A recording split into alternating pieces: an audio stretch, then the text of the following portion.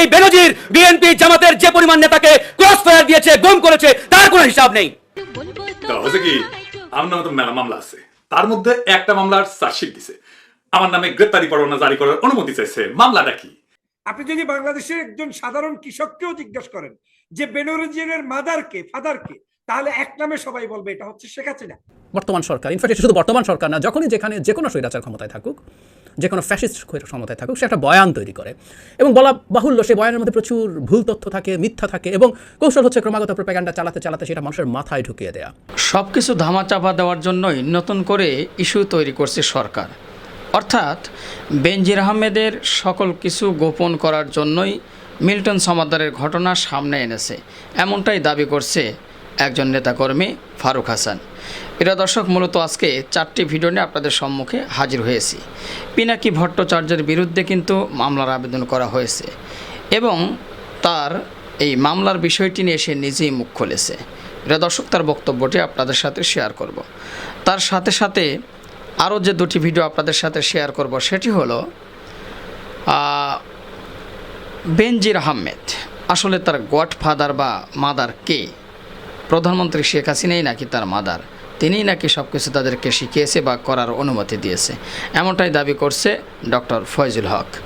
এবং কি আরও একটি ভিডিও ফুটেজ আপনাদের সাথে শেয়ার করব, জাহিদুর রহমানের একটি ভিডিও।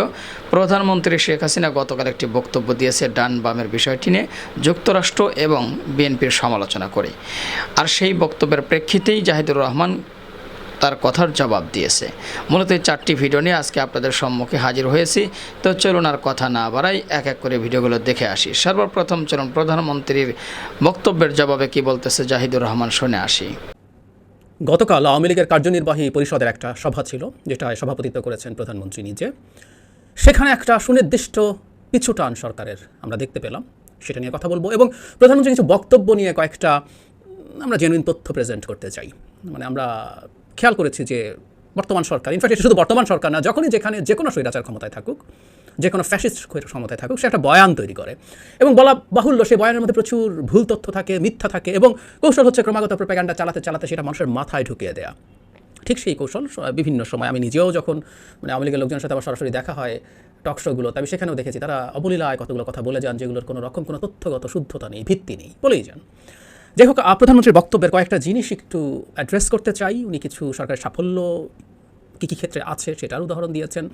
তিনি তাদের বিরুদ্ধে, তার সরকারের বিরুদ্ধে আন্দোলন নিয়ে বরাবরের মতো ক্ষুব্ধ, সেটা নিয়ে প্রতিক্রিয়া জানিয়েছেন এবং যেটা থাকতেই হয় টু সাম এক্সটেন্ট সরকারের সমালোচনায়, সেটা প্রধানমন্ত্রী নিজে এই ক্ষেত্রে সবার আগে আছেন, সেটা হচ্ছে আমেরিকার সমালোচনা। এবং সাম্প্রতিক সময় আমেরিকার সমালোচনার কারণও আছে। আমরা জানি আমেরিকা একটা মানবাধিকার প্রতিবেদন প্রকাশ করেছে বাংলাদেশকে নিয়ে, সব দেশকে নিয়ে, বাংলাদেশের মধ্যে আছে, কঠোর সমালোচনা আছে, সেটার পাল্টা প্রধানমন্ত্রী দিয়েছেন, যেটা উনি কখনোই ছাড় দেন না। এবং বহুবার বলেছে যে বাংলাদেশে মাটিতে যেহেতু অ্যান্টি আমেরিকান সেন্টিমেন্ট আছে, বিশেষ করে রিসেন্টলি মিডল ইস্টে যা হচ্ছে, সেটার ক্ষেত্রেও ইসরায়েলের সাথে বরাবর আমেরিকাকে ট্যাগ করে সমালোচনা হয়, সেগুলো সব আছে। আমি 2-1টা জায়গায় একটু অ্যাড্রেস করি, মূল বিষয়গুলো পরে আসছি। প্রাথমিক ছোট ছোট কিছু কথা, যেমন সাফল্যের কথা বলছেন, করোনার টিকার কথা বলছেন, পানির মতো টাকা খরচ করেছেন, বিনামূল্যে টিকা দিয়েছেন ইত্যাদি ইত্যাদি। বিনামূল্যে টিকা পৃথিবীর প্রায় সব দেশে দিয়েছে, কিন্তু প্রধানমন্ত্রী বলছেন মৃত্যুহার কমিয়েছি, শিশু মৃত্যুর হার, মাতৃমৃত্যুর হার কমিয়েছি, শিশু মৃত্যুর হার কমিয়েছি, সাক্ষরতার হার বাড়িয়েছি, মানুষের আয়ুষ্কাল বৃদ্ধি করেছি, মানুষের ঘরের কাছে চিকিৎসা সেবা নিয়ে গেছি, শিক্ষার ক্ষেত্রে আমাদের অগ্রগতি আছে, সব দিক থেকেই তো বাংলাদেশে এগিয়ে যাচ্ছি। পিছিয়ে আছি আমরা কোথায়? মাতৃমৃত্যু, শিশু মৃত্যু, গড়ায়ু, এগুলো কতগুলো গুরুত্বপূর্ণ ইন্ডিকেটর একটা দেশ কতটুকু উঠে আছে, উন্নতির দিকে যাচ্ছে। যেমন ধরুন আমরা HDI বলে একটা জিনিস আছে, হিউম্যান ডেভেলপমেন্ট ইন্ডেক্স। এখানে মাথাপিছু আয়ের সাথে আপনি কতদিন ধরে স্কুলে যাচ্ছেন তার সাথে গড়ায়ু বিবেচনা করা হয়। সুতরাং এটা একটা ইন্ডিকেটর। মাতৃমৃত্যু, শিশু মৃত্যু খুব গুরুত্বপূর্ণ ইন্ডিকেটর। কিন্তু সারপ্রাইজিংলি প্রধানমন্ত্রীর কাছে এই তথ্যটা হয়তো নেই, অথবা তাকে সেই তথ্যটা দিয়ে আপডেটেড করা হয়নি। আমি দেশে আবারও বেড়েছে মাতৃমৃত্যু, এইরকম একটা তথ্য আমি দিচ্ছি। বিশ্ব স্বাস্থ্য সংস্থার যে সংজ্ঞা আছে, সেই সংজ্ঞা থেকে তারা যেটা হচ্ছে 42 দিনের মধ্যে, সন্তান জন্মদানের 42 দিনের মধ্যে যদি মারা যায় সেটা মাতৃমৃত্যু। এটাও BBS বলছে যে ক্রমাগত মাতৃমৃত্যু এই সময়ে বাড়ছে। এটা 23 সালের একটা রিপোর্ট। আচ্ছা, আমরা যদি এরপর এই বছর প্রকাশিত একটা রিপোর্ট, হেডলাইন হচ্ছে শিশু মৃত্যু বেড়েছে, কমেছে গড়ায়ু, মানে গড়ায়ু বেড়েছে বলছে কিন্তু গড়ায়ু কিন্তু এখন কমছে। এটাও BBS এর রিপোর্ট। BBS এর রিপোর্ট বলছে এখন গড়ায়ু কমেছে। এটা BBS এর বাংলাদেশ স্যাম্পল ভাইটাল স্ট্যাটিস্টিক্স প্রতিবেদন 23 সালে এসছে। এবং শিশু মৃত্যুর হারও কীভাবে বাড়ছে আমি একটা তথ্য আপনাদেরকে দিই। 2022 সালে 1 বছরের কম বয়সী শিশুর মৃত্যু হার 1000-এ ছিল 25 জন, 23 সালে সেটা হয়েছে 27 জন। 5 বছর আগে ছিল 21, খেয়াল করি, 5 বছর আগে 21, 22 সালে 25, এখন 27। 1 বছরের কম বয়সী নবজাতকের এক মাসের কম বয়সী, এটা হলো 1 বছরের কম বয়সী, 1 মাসের কম বয়সীর ক্ষেত্রে বলা হচ্ছে প্রতি 1000 জীবিত নবজাতকের মধ্যে 20 জন মারা যায়। 2022 সালে ছিল 16 এবং 5 বছর আগে ছিল 15। এছাড়া 5 বছরের কম বয়সী শিশুর মৃত্যু প্রতি 1000-এ 33 জন, 22 সালে 31 জন, 5 বছর আগে ছিল আরও কম 28 জন। তার মানে 5 বছর আগে, 5 বছরের নিচে, 1 বছরের নিচে এবং 1 মাসের নিচে প্রত্যেকটা ক্যাটাগরির শিশুর মৃত্যু হার কম ছিল। 22-এ তার চেয়ে বেড়েছে, 23-এ আবার বেড়েছে। সুতরাং খুব ক্লিয়ারলি বলি যে যে জায়গাগুলোতে উন্নতির কথা প্রধানমন্ত্রী বলছেন সেসব জায়গায় সিরিয়াস অবনতি হচ্ছে। বাংলাদেশের এই ইন্ডিকেটরগুলো নিয়ে ইনফ্যাক্ট কিছু অর্থনীতিবিদ একসময় ভারতের সাথে তুলনা করে, আমি অমর্ত্য সেনের নাম বলতে পারি, আমি কৌশিক বসুর নাম বলতে পারি, তারা ভারতের সাথে তুলনা করে বাংলাদেশের সাফল্য দেখাতেন, কিন্তু সেই সাফল্য নাই আসলে। রাদার আমি বহুদিন থেকে এই ইন্ডিকেটরগুলোতে নেপালের সাথে তুলনা করে দেখিয়েছি, নেপাল এই জায়গাগুলোতে আমাদের মতো বা কোনো ক্ষেত্রে বেটার অর্জন করছে, আমাদের অর্ধেকের চেয়ে সামান্য বেশি মাথা পিছু আয় নিয়ে। সুতরাং এই ক্লেমটা, পরিস্থিতি এই। তারপর মানে অতি বাম অতি ডান একত্র হয়েছে সেই রকম একটা কথা আছে, সেই জায়গায় আসবো।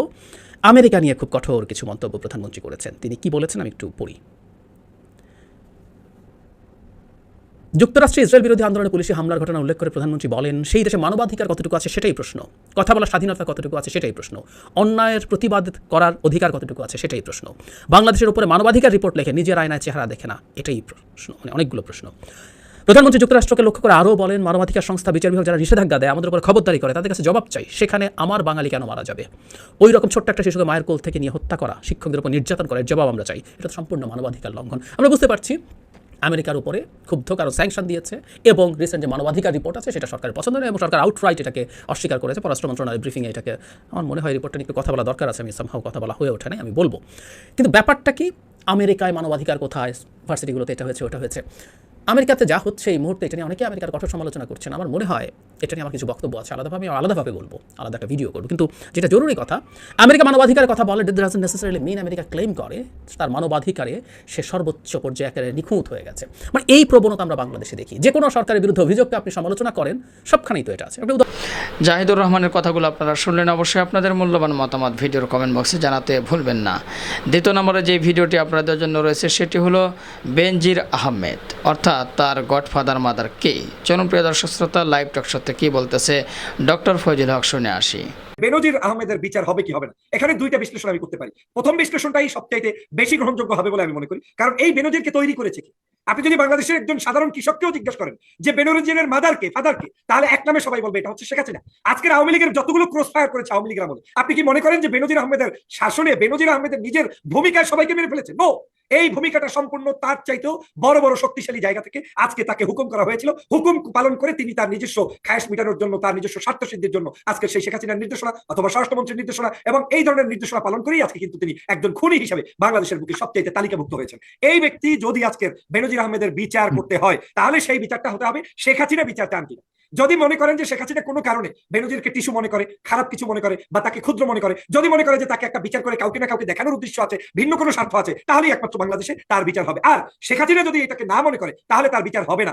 না মনে করার কয়েকটা কারণ আছে। 1 নম্বর কারণ, পুলিশের মনোবল ভেঙে যেতে পারে। শেখ হাসিনা যদি আজকের পুলিশের এই অফিসারকে, সর্বোচ্চ জায়গার অফিসারকে বিচার করে, তাহলে বাংলাদেশের যত পুলিশের সাবেক প্রধান আছে, বর্তমান প্রধান দায়িত্ব নিচ্ছেন এবং ভবিষ্যতে জামাত শিবির, হেফাজত, বিএনপিকে পিটানোর জন্য যেই সকল পুলিশদেরকে হুকুম দিবে, তাদের হুকুমের এই ব্যক্তিরা নাও চলতে পারে। এই ধরনের ভয় কাজ করে এই বিচারটা বন্ধ হয়ে যেতে পারে। এটা হচ্ছে প্রথম এবং প্রধান কারণ যে না, তারা পুলিশের মনোবল ভাঙতে চাবে না। কারণ পুলিশের মধ্যে সিংহভাগ হচ্ছে আওয়ামী লীগ, ছাত্রলীগ, যুবলীগের ক্যাডার। তাদের মনোবল ভেঙে দিয়ে আপনি কোনো অবস্থায় সরকারকে টিকিয়ে রাখতে পারবেন না। সে কারণে এই আপনার কি বলে বেনজিরের বিচার হবে না। দ্বিতীয় হতে পারে, আজকের এই সরকারের লোকদের গোপন বহু তথ্য রয়েছে, যেই তথ্যগুলো বের হয়ে যেতে পারে। একজন মানুষ যখন, আমি যখন চূড়ান্ত বিপদের মধ্যে পড়ে যাবো, তখন কিন্তু আমি আর কোনো কিছু বাজ বিচার করবো না। বাধ্য হয়ে বেনজিরের কাছ থেকে অনেক গোপন তথ্য বের হবে। ধর্ষণের আসামি, সন্ত্রাসের আসামি, ক্রস ফায়ারের আসামি, কারা কোথায় আয়নাঘর করেছে, কোথায় কোন মানুষ নিয়েছে, এই ধরনের বড় ক্যাচাল তৈরি হবে, আজ হোক কিংবা ভবিষ্যতে হোক। সেটাকে মাথায় রেখে এই ধরনের সরকার কাজের মধ্যে নাও যেতে পারে। 3 নম্বর হতে পারে ক্রস ফায়ার যে সকল জায়গায় দেওয়া হয়েছে, এই ক্রস ফায়ার তালিকাগুলোর নির্দেশনা আমি আগেই বলেছি যে বেনজিরকে কারো না কারো মাধ্যমে দেওয়া হয়েছে, সেটা কোনোভাবেই করতে পারে না। আজকে যে দুদকের কথা বলছেন, এই দুদক যে সামান্য আপনার সামনে একটু এসে একটা এক্সারসাইজ করে গিয়েছে যে আমরা বলতে পারি একজনের বিরুদ্ধে বলেছে, ওই সময় কিন্তু স্টেটমেন্ট শুধু বেনজিরকে নিয়ে দেয়নি, আরো 2-1 ব্যক্তির দুদকের বিষয়গুলো নিয়ে কিন্তু সেই ভদ্র মহিলা ওখানে একটা বিবৃতি দিয়েছেন। It's just a home work, it's just a daily work, তারা সেখানে পালন করেছে বলে আমি মনে করি। তারপরেও আমি সবসময় না, এটা হবে না। জি, শেষ করতে এটা হবে। হবে না। এবং সর্বশেষ বলি, এই বেনজিরকে বিচার না করার মধ্য দিয়ে শেখ হাসিনার আরেকটা ক্রেডিট নেওয়ার সম্ভাবনা আছে। সেটা কি? শেখ হাসিনা বলবে যে বেনজির তোমার মতো অপরাধী, পুলিশের এত বড় মহা অপরাধী, তাকে চাইলে আমি কিন্তু আমার আমলে শেষ করে দিতে পারতাম, কিন্তু একমাত্র আওয়ামী লীগ ক্ষমতায় আছে বিদায়ী তোমাদের অন্যায়গুলো আমরা সেফটি জোনে রেখেছি, তোমার কোনো বিচার হলো না। তার মধ্য দিয়ে বেনজির যেমন উৎসাহিত হবে, তার পদঙ্ক অনুসরণ করে যারা অন্যায় করবে তারাও বলবে আমাদের বাপ তো আছি, আমার মা তো আছি, শেখ হাসিনা আছি, অতএব শেখ হাসিনা থাকতে আমাদের কোনো ধরনের বিচার হবে না। এই ধরনের জায়গার বাহির থেকেও বিচার অবশ্যই আল্লাহর দুনিয়ায় হতে হবে। কেন হবে? মানুষ চুরি করুক, ডাকাতি করুক, খুন করুক, কোনো না কোনো দিন তাকে আল্লাহর কাঠগড়ায় যেমন দাঁড়াতে হয়, দুনিয়ায় তাকে লাঞ্ছিত অপমানিত হতে হয়। সেই বিশ্বাসের জায়গা থেকে বলছি যে বেনজিরের বিচার এই বাংলাদেশে হবে। তবে সেটা এই আওয়ামী লীগের আমলে কতটা আপনি করতে পারবেন কিংবা হবে সেটা আমি এখনো বিশ্বাস করি না। যদি আমার এই কারণগুলা মিথ্যা প্রমাণিত হয় যে না এই কারণগুলোর কোনোটাই শেখ হাসিনা এখন রক্ষা করবে না, তার কোনো একটা স্বার্থ আছে, হ্যাঁ তার কোনো একটা স্বার্থ আছে, গোপনে তাদের সাথে কোনো একটা আন্ডারস্ট্যান্ডিং প্রবলেম হয়েছে, অথবা কাউকে ওই যে বলে না যে একজনকে মানে শেষ করে দিয়ে আরেকজনকে উদ্ধার করা, এই ধরনের কোনো যদি টার্গেট শেখ হাসিনার কাছে থাকে যেটা ভিনদেশী কোনো দালালরা তাকে শিখিয়ে দিয়েছে, সেরকম হলে হয়তো বেনজিরের বিচার আওয়ামী লীগের আমলেও আপনি চাইলে পাইতে পারেন। তবে সম্ভাবনা একেবারেই সংকীর্ণ এবং একেবারেই ছোট। ডক্টর ফয়জুল হকের বক্তব্য আপনারা শুনলেন। অবশ্যই আপনাদের মূল্যবান মতামত ভিডিওর কমেন্ট বক্সে জানাতে ভুলবেন না। 3 নম্বরে যে ভিডিওটি আপনাদের জন্য রয়েছে সেটি হলো সকল কিছু ধামাচাপা দেওয়ার জন্যই মিল্টন সমাদ্দারের এই নাটক সাজানো হয়েছে বা এইটা তুলে ধরা হয়েছে। প্রিয় দর্শক, তাছাড়াও আরও অনেক কথা বলেছে ফারুক হাসান। চলুন 3 নম্বরে তার বক্তব্যটি শুনে আসি। ইন্ডিয়াকে হটাতেই হবে, এর বাইরে কোনো রাস্তা নেই। এটা জীবন যাওয়াটা থাকুক, ইন্ডিয়া হটাও বাংলাদেশ বাঁচাও, ভারত খেদাও বাংলাদেশ বাঁচাও, এই স্লোগানকে সামনে রেখে আমাদের জীবন মরণ লড়াই নামতে হবে। আমি বিশ্বাস করি এই একটা মাত্র স্লোগানকে সামনে রেখে রাজপথে নামতে পারলে বাংলাদেশের জনগণ খুব শীঘ্রই মুক্তির আলো দেখবে, আশার আলো দেখবে, বিজয়ের আলো দেখবে। এর বাইরে আর কোনো রাস্তা নেই ভাই।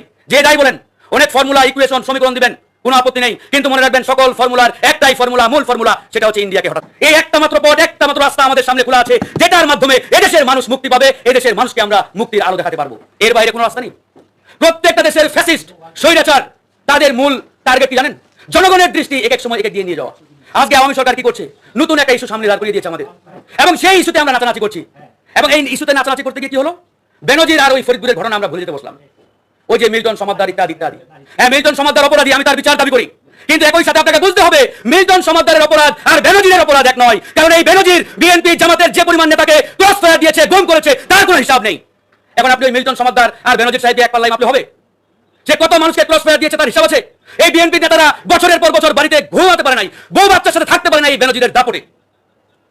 অবাক করার বিষয় আপনারা দেখেছেন না? এই বেনজিরকে রাষ্ট্রীয় জাতীয় শুদ্ধাচার পুরস্কার দেওয়া হয়েছে। এই শুদ্ধাচার পুরস্কার কাকে দেওয়া হয় জানেন তো আপনারা? যে যারা দায়িত্ব পালনকালে এক পয়সাও ঘুষ নেন নাই, দুর্নীতির সাথে জড়িত হন নাই, এরকম ক্লিন ইমেজের অফিসারদের জাতীয় শুদ্ধাচার পুরস্কার দেওয়া হয়। সেই জাতীয় শুদ্ধাচার পুরস্কার বেনজিরকে দেওয়া হয়েছে। তার মানে চোরে চোরে মাস্তুতো ভাই, যারা চোর তারা চোরকেই পুরস্কার দিবে, এটাই স্বাভাবিক। তো এই বেনজিরকে যে সরকার পুরস্কার দিয়েছে, তারাও বেনজিরের মতো মাফিয়া, লুটেরা, চোর, ডাকাত। এই কথাগুলো বলতে হবে বন্ধুগণ। আজকে আমরা ভারতীয় পণ্য বয়কটের ডাক দিয়েছি। এতে অনেকের গায়ে জ্বালা পড়াও শুরু হয়েছে যে কেন আমরা ভারতের পিছনে এতদিন পরে লাগলাম। হ্যাঁ, এটাই আমাদের মুক্তি আন্দোলন, এটাই আমাদের মুক্তির একমাত্র পথ। আমরা ইন্ডিয়ার সাথে কামান, যুদ্ধ বিমান নিয়ে লড়তে পারবো না, ওই শক্তি আমাদের নেই। কিন্তু আমরা ভারতীয় পণ্য বয়কটের মাধ্যমে এই বাংলাদেশ থেকে ইন্ডিয়ান আধিপত্যবাদ, আগ্রাসন আমরা উচ্ছেদ করতে পারবো ইনশাআল্লাহ। আজকে বিএনপি, জামাত ইসলাম সহ বড় বড় দলগুলো উপজেলা চেয়ার নির্বাচন থেকে সরে দাঁড়িয়েছে, তারা বয়কট করেছে। অনেকে এটাকে আবার ইনিয়ে বিনিয়ে বলার চেষ্টা করছেন যে বিএনপি তো ভুল সিদ্ধান্ত নিল। আজকে দেখেন, যেখানে আওয়ামী লীগের কাছেই নিরাপদ নয়, এই উপজেলা চেয়ারম্যান আপনারা দেখেছেন আওয়ামী লীগের এক মন্ত্রী, আইসিটি মন্ত্রী জুনায়েদ আহমেদ পলক, তার সেবক নির্বাচনে দাঁড়িয়েছে। সেখানে আওয়ামী লীগের আরেক নেতা দাঁড়িয়েছে, সেই নেতাকে দিনে দুপুরে জেলা প্রশাসকের কার্যালয়ের সামনে থেকে গুম করা হয়েছিল। দেখেছেন না সবাই ভিডিও ভাই? তাহলে আওয়ামী লীগ যদি আওয়ামী লীগের কাছে নিরাপদ না থাকে, আমি আপনি বা বিএনপি জামাত যারা করেন, তারা এই আওয়ামী লীগের অধীনে নির্বাচনে যাওয়ার যারা দুঃসাহস দেখাচ্ছেন, ভাই আপনাদের তো দুঃসাহস দেখে আমরা অবাক হয়ে যাই। সুতরাং বিএনপি, জামাত ইসলাম সহ বিরোধী দলগুলো যে সিদ্ধান্ত নিয়েছে, এটি শতভাগ সঠিক সঠিক সঠিক। প্রিয় বন্ধুগণ, একটা কথা বলে শেষ করব। আজকে বাংলাদেশের যে মূল সংকট, এটি আমরা সবাই জানি, সবাই বুঝি, যে ভারতীয় আগ্রাসন, আধিপত্যবাদ। ভারত যেভাবে আমার দেশের 56,000 বর্গ কিলোমিটারকে অক্টোপাসের মতো গিলে ফেলেছে, এই অক্টোপাসের পেট থেকে, এই বাংলাদেশ থেকে দেশটাকে আমরা বের করে না নিয়ে আসতে পারলে আমাদের মুক্তি আসবে না। অনেকেই বলেন 71 সালে ইন্ডিয়া বাংলাদেশকে স্বাধীন করার জন্য আমাদের পাশে এসে দাঁড়িয়েছিল। এটি পুরোপুরি মিথ্যা ইতিহাস। এখানে বীর মুক্তিযোদ্ধা আব্দুল সালাম ভাই উপস্থিত আছেন। 1971 সালে ভারত পাকিস্তানকে ভাঙার জন্য, দুর্বল করার জন্য আমাদের পাশে এসে দাঁড়িয়েছিল। আর আমার দেশের 30 লক্ষ শহীদ যুদ্ধ করে এই দেশটাকে স্বাধীন করেছে। আর আওয়ামী লীগ কি করে? পুরো যুদ্ধের ক্রেডিট ওই মোদী সরকারের হাতে তুলে দিয়ে আসছে, যে দাদা আপনারা না থাকলে, আপনারা না আসলে এই দেশ স্বাধীন হতো। এর চাইতে ডাহা, মিথ্যা, প্রতারণা মুক্তিযোদ্ধাদের সাথে বেঈমানি আর কি হতে পারে বলুন? এই কথাগুলো বলতে হবে, তরুণ প্রজন্মকে তুলে ধরতে হবে আগামীর প্রজন্মের কাছে সঠিক ইতিহাস, না হলে এরা ভুলের মধ্যে থাকবে। প্রতিনিয়ত আওয়ামী লীগ আজকে মিথ্যা প্রপাগান্ডার মাধ্যমে আমাদেরকে একটা ঘোরের মধ্যে রেখেছে, যাতে আমরা সঠিকটা না জানতে পারি বন্ধুগণ। এই জন্য আমাদের কথা বলতে হবে, সঠিকটা মানুষকে জানতে হবে, জানাতে হবে। আমি বিএনপির প্রতি উদাত্ত আহ্বান জানাবো, আপনারা বাংলাদেশের এই মুহূর্তে সবচাইতে বড় রাজনৈতিক দল, আপনাদের উপরে যে জুলুম নির্যাতন আওয়ামী লীগ চালিয়েছে এবং অদ্যাবধি চালাচ্ছে, এটা পৃথিবীর ইতিহাসে বিরল। কোন দেশে বিরোধী দলের উপরে এত জুলুম নির্যাতন রুলিং পার্টি চালায় না, যেটা আপনাদের উপরে চালাচ্ছে। প্রিয় দর্শক শ্রোতা, বক্তব্যটি শুনলেন, আপনাদের মতামত জানাবেন। আমরা প্রায় ভিডিওর লাস্ট মুহূর্তে চলে এসেছি, আর একটি ভিডিও আপনাদের সাথে শেয়ার করব। আপনারা সকলেই জানেন, সংবাদ মাধ্যমে একটা নিউজ আপনারা দেখেছেন যে পিনাকি ভট্টাচার্যের বিরুদ্ধে কিন্তু মামলা দায়ের করা হয়েছে। তার নিজে এই মামলার বিষয়টি নিয়ে সে নিজেই মুখ খুলেছে, অর্থাৎ পিনাকি ভট্টাচার্য নিজেই মুখ খুলেছে এবং কি বলতেছে চলুন শুনে আসি। আমার খুবই আনন্দের দিন। কেন আনন্দের দিন? কারণ অনেক হিসাব মিলে গেল। আগে না পার্টি সং শুনে নিয়ে আনন্দের দিন তো আনন্দ করা লাগবে, দেরিতে সাহেব প্রিয় পার্টি সংটা দেন ব্যাকগ্রাউন্ডে। তো হচ্ছে কি, আমার নামে তো মেলা মামলা আছে, তার মধ্যে একটা মামলার চার্জশিট দিছে, আমার নামে গ্রেপ্তারি পরোয়ানা জারি করার অনুমতি চাইছে। মামলাটা কি? ছাত্র দলের এক সাবেক নেতা আশিক, সে 13 অক্টোবর 2022 আমার সময় রাত 12:02 আগে, আপনারা টাইমটাও দেখেন, আমাকে কিছু ছবি পাঠায়। আমি ঘুমায় পড়ছি সঙ্গত কারণে, যে আমি কখনোই আসলে দেখি নাই। আমি এরকম অনেক মেসেজ পাই, যাদের চিনি আমি তাদের মেসেজ দেখি। মূলত আমি আশিককে চিনতাম না, পরে চিনছি, আর তার সাথে আমার আগে কখনো আলাপ হয়নি, এমনকি মেসেঞ্জারও না। আপনারাই দেখেন যে আমাকে এর আগে সে কোনো মেসেজ পাঠিয়েছে কিনা, পাঠায় নাই। আর সে কিছু ছবি পাঠাইছে, কোনো বর্ণনা কিন্তু নাই যে ছবিগুলো কি, কেন, আমার কিছু করতে বলছে কিনা। এই ছবি দেখে কিছু বোঝার উপায় নাই কি হইতেছে। আমি এই মেসেজ পাই কোনো রিপ্লাইও দিই না, আসলে আমি দেখি নাই মেসেজটা। আপনারাও দেখতেছেন এই যে ইংরেজি রিপ্লাইটা, এটা বট জেনারেটেড রিপ্লাই, যা সবাই পায়। যাই হোক, আমি কয়েকদিন পরে জানতে পারি যে ছাত্র দলের সাবেক নেতা আশিক গুম হয়েছে। তারও কয়েকদিন পরে জানি আমার নামে মামলা হয়েছে, কারণ আমি নাকি আশিকের পাঠানো ওই ছবি প্রচার করে শান্তি শৃঙ্খলা নষ্ট করার চেষ্টা করছি। তার জবাব আমি ছবিগুলো দেখি নাই, আমার এই নিয়ে কোনো পোস্ট দিই নাই, কোনো ভিডিও করি নাই, আপনারা তো জানেন। কিন্তু এটাও সত্য, যদি আমি আশিককে চিনতাম আগে আর এই ছবিগুলো কি সেটা নিয়ে যদি জানতাম, তাহলে অবশ্যই আমি ছবিগুলো নিয়ে পোস্ট দিতাম, ভিডিও করতাম, মানবাধিকার সব সংস্থাগুলোকে জায়গা মতো পাঠিয়ে দিতাম। এখন প্রশ্ন হচ্ছে ছবিগুলো কি ছিল? পুলিশ কিছু বোমা নিজেরাই পেটায় নিজেরাই বিস্ফোরণ করেছিল। এডিটর সাহেব ছবিগুলো একটা একটা করে একটু দেখান, যে কয়টা দেখানো যায় জঙ্গি তৎপরতা প্রমাণ করার জন্য। এরকম তো করে পুলিশ, তাই না? পুলিশের নিজের বয় নেই আছে যে এটা করে, পুলিশের আইজি এটা বলছে, লিখে গেছে বইয়ে। আমি যদি জানতাম যে ছবিগুলো কি, তাহলে আমি অবশ্যই প্রকাশ করতাম, অবশ্যই। এই মামলায় মুশফিকুল ফজল আনসারীও ছিল, তারা অব্যাহতি দিয়েছে মামলা থেকে, কিন্তু আমার বিরুদ্ধে গ্রেপ্তারি পরোয়ানা জারি করার অনুমতি চাইছে এমন একটা অভিযোগে, যে আমি করি নাই। ধরে আমি তো হাসিনার বাপরে চোর বলি, দুর্নীতিবাজ বলি, মাথা মোটা বলি, সরদি বডিগার্ড বলি, হ্যাঁ আরো কি কি বলি ভুলে গেছি। তো এইগুলো বলা কিন্তু বাংলাদেশের আইনে অপরাধ। হাসিনার মন্ত্রীদের কি রকম গালিগালাজ করি, এটা অপরাধ বাংলাদেশের আইনে। হাসিনার তো মাতারি বলি, এখনো কইলাম, তাই না, তুই তো গাড়ি করি, এগুলো বাংলাদেশের আইনে অপরাধ। কিন্তু এগুলো নিয়ে মামলা দেয় নাই, কখনো কোনো মামলা দেয় নাই। এমন একটা জিনিস নিয়ে মামলা দিচ্ছে যা আমি কখনো করি নাই। এটাই হইতেছে হাসিনার রাজনৈতিক প্রতিহিংসার সিগনেচার, এবং এটা কারা করাইছে সেটার একটা সিগনেচার। হাসিনাকে গালি দিলে মামলা হয় না, কিন্তু কেন হয়, আমি কি করছি যেই জন্য এই মামলাটা, এই গ্রেপ্তারি পরোয়ানাটা জারি করলো, সেটা আমরা পরে দেখবো। তবে আমি একটু ইঙ্গিত দিয়ে রাখি যে আমি কেন খুশি। এই জন্য খুশি যে এই হাসিনার দেয়া ভুয়া মামলাগুলা যারা খায় তারা বাংলাদেশের প্রথিতযশা মানুষ, তাদের সাথে আমার নাম যুক্ত হয়ে গেল। যেমন খালেদা জিয়ার বিরুদ্ধে এতিমের টাকা চুরির অভিযোগের মামলা, তারেক রহমানকে গ্রেনেড হামলার অভিযোগের মামলা, জামাত নেতাদের মানবতা বিরোধী অপরাধের মামলা, আর প্রফেসর ইউনূসের শ্রম আইন ভঙ্গের মামলা, সবই একই সাথে। আমার এই বিখ্যাত ব্যক্তিদের কাতারে আইনে দাঁড় করানোর জন্য ধন্যবাদ। নোবেল প্রাইজ দেওয়া হয় 6টা ক্যাটাগরিতে, দুনিয়াতে মানুষ হচ্ছে 800 কোটি, তার মানে 130 কোটি মানুষের মধ্যে থেকে বেছে নেওয়া হয় একজনকে। সেরকম একটা লোকের বিরুদ্ধে শুধু প্রতিহিংসার বশবর্তী হইয়া মামলা দেয়, কেন দেয় সেটা আমরা একটু পরে দেখবো। তো সেই সরকারের এই মামলার গোষ্ঠী কিলাই, এই মামলাগুলো থেকে একটা জিনিস লক্ষ্য করবো, আমরা এটা পরে দেখবো, খুবই ইন্টারেস্টিং বিষয়, সে জায়গায় আসতেছি। তার আগে আমরা এই গ্রেপ্তারি পরোয়ানার চার্জশিট কেন এই সময় দেওয়া হইলো সেটা একটু বুঝে নি, তাইলে বুঝবো যে কেন এই মামলাগুলো দেওয়া হইলো আমার নামে এবং এই লোকগুলোর নামে। আমি কয়েকদিন আগে একটা এপিসোড করলাম এবং স্পষ্টভাবে একটা অনুমানের কথা বললাম যে ভারত সমর্থিত একটা সামরিক কুকি হইতেছে, একটা প্রশ্ন তুললাম। কারণ হিসেবে বললাম যে ভারতের জন্য হাসিনা একটা লায়াবিলিটি হয়ে গেছে। তারে হঠাৎ ওই হাসিনার উপরে বাংলাদেশে যে ক্রমবর্ধমান ভারত বিরোধিতা, তার দায় চাপায় আরেক ভারত বন্ধুরে বসাবে ইন্ডিয়া। এর সাথে মার্শাল্লাহ ইন্ডিয়া করাইছে, এটা ইন্ডিয়া সমর্থিত ছিল। 111 আমেরিকা ইন্ডিয়ার যৌথ প্রযোজনা, ঠিক একই রকম আর একটা হইতে পারে, আমি এটা অনুমান করছিলাম। সেই পর্বের মূল বিষয় কি ছিল? মূল বিষয় ছিল যে এই ইন্ডিয়া আউট প্রচারের কারণে শেখ হাসিনা ইন্ডিয়ার জন্য একটা দায় হয়ে গেছে, কারণ সে নিয়ন্ত্রণ করতে পারতেছে না। সেই কারণে ভারত এখন চায় জনগণের ক্ষোভকে নিজের থেকে সরাই দেওয়া, এরশাদ টাইপ একটা জেনারেলকে বসায় তার অবস্থানকে আবার শক্তিশালী করবে। হাসিনা ক্ষমতা হারাইতে গেলে তো সে সেটা প্রতিরোধ করবে, তাই না? কিন্তু সে কি ভারতের চাপ সহ্য করতে সক্ষম হবে? তার সবকিছু ভারতের সাথে বাধা, এমনকি তার মেয়েও দিল্লিতে। যাই হোক, হাসিনা একটা গ্যারান্টি ছাড়া চলে যাবে না যে তার উপরে কোনো ঝামেলা আসবে না, সে একটা সেফ এক্সিট চাইবে। তো ভারতের নির্বাচিত এই জেনারেলরা ক্ষমতা থেকে পতনের পর তার নিরাপত্তা নিশ্চিত করবে। একই ঘটনা ঘটছিল 1999 সালে ইয়েলসিন নির্বাচনের 6 মাস আগে পুতিনের কাছে রাষ্ট্রপতি পদ হস্তান্তর করেছিল। কেন? কারণ সে একটা সেফ এক্সিট চাইছিল। এরশাদ তো ইন্ডিয়ানি মারছিল, কিন্তু যখন দেখলো যে এরশাদ টলমলো, তখন এরশাদের পিছন থেকে ইন্ডিয়া চলে গেল, চলে যায় হাসিনাকে সিগন্যাল দিল যে তুমি রাজপথে আন্দোলন শুরু করে দাও। আমরা তখন ছাত্র, তখন আমরাও এরশাদের গদিতে আগুন জ্বালাও একসাথে কইয়ার নামে পড়ছিলাম। ভারত ভাবছিল যে 10 বছর ক্ষমতার বাইরে থাকার পর বিএনপি অসংগঠিত এবং দুর্বল হয়ে পড়ছে এবং তত্ত্বাবধায়ক সরকার বিচারপতি শাহাবুদ্দিনের অধীনে নির্বাচন ভালো ফল করতে পারবে না। তবে বাংলাদেশের জনগণ উল্টা বিএনপিকেই ভোট দিয়া ভারতীয় ওই নকশাকে পরাজিত করে দিছিল। এখন ইন্ডিয়া জানে যে বাংলাদেশে যদি এখন একটা নির্বাচন হয় তাহলে আওয়ামী লীগ লজ্জাজনক পরাজয় বরণ করবে এবং বিএনপি বিপুল সংখ্যাগরিষ্ঠতা নিয়ে ক্ষমতা ফিরে আসবে, সেটা এটা পছন্দ করবে না। সেই জন্য তারা চায় একজন এরশাদ টাইপের জেনারেল ক্ষমতা দখল করুক, যাতে জনগণ এইভাবে প্রতারিত হয় যে আমাদের সশস্ত্র বাহিনীর দেশপ্রেমিক ভাইরা ক্ষমতা দখল করছে। তো এই ছিল প্রিয় দর্শক শ্রোতা, মূলত আজকের ভিডিও মোট 4টি ভিডিও নিয়ে আপনাদের সম্মুখে হাজির হয়েছিলাম। এক এক করে 4টি ভিডিও আপনাদের সাথে শেয়ার করলাম। আশা করি মনোযোগ সহকারে ভিডিওগুলো দেখেছেন এবং তাদের কথাগুলো শুনেছেন।